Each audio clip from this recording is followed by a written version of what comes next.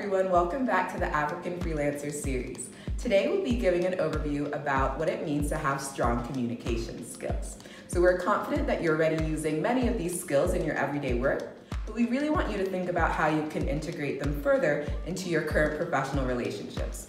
Now we're going to touch on 4 points that make communication the most effective it can be. So these 4 points are that communication that's effective should be timely, it should involve active listening, it should be clear, and it should also be respectful. Timely communication means that you've met the agreed upon deadline for responses to emails or submission of deliverables.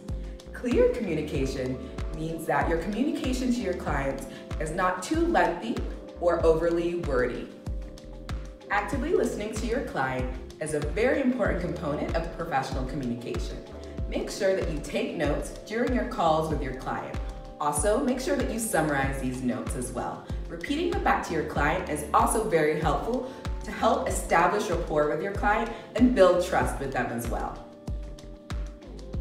And last but not least, be respectful. Avoid comments that make your client feel devalued or uncomfortable.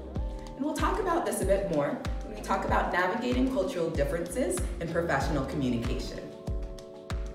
Remember that it's perfectly okay to clarify a request, ask for feedback, and to provide feedback as well. When you do provide feedback, make sure you do it in a way that is helpful and not belittling. Also, it's very important that you ask for your client's input as well. Although you may think you know best, it's very important that you accommodate your client's wishes. I'm sure you've all experienced a challenging situation in a professional setting.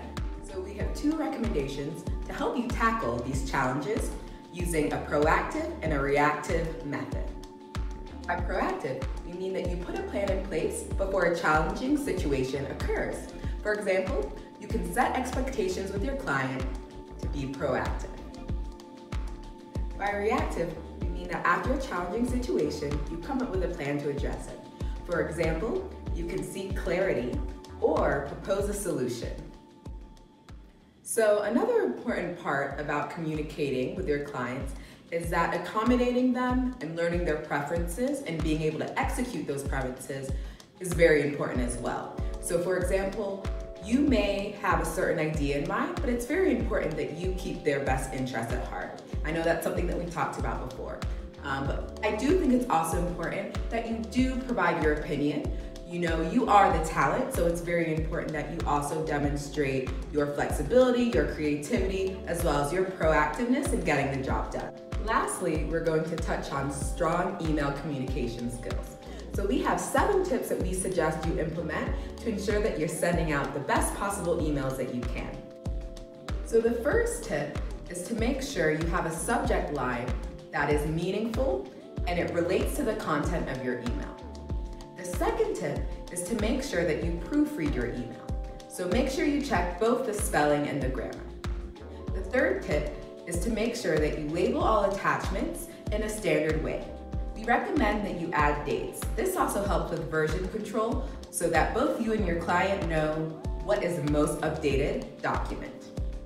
Another tip that we recommend is that you use things like bolding and highlights and sometimes underlining a word to make sure that you're really highlighting what is most important in the email, especially if you have a lot of content to get through.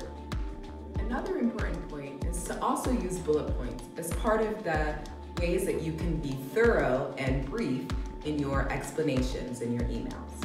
In addition to that, making sure you summarize the content of the email is especially important when you have lengthy emails as well. One last thing we want to mention is that your tone is very, very important. When you're writing an email, sometimes how you communicate that may not be the same as what you mean to express. So you really want to avoid negative phrasing or directives. So for example, instead of saying, you must do X, Y, and Z, you should consider saying, we recommend that, or I recommend that, or also using suggest. So that can kind of help alleviate any sort of issues that may arise when it comes to the tone of your emails. So now you're equipped with all the tools you need to effectively communicate with your clients. We're so glad that you're able to join us today. But please remember that this is just an introduction and there'll be more resources available on the AfriBlocks website after the series. Don't forget to follow both Chilombo Careers and AfriBlocks on all social media platforms. That way you can keep up with the African Freelancer series. Thank you so much for tuning in, and we look forward to speaking with you next time about professional expectations.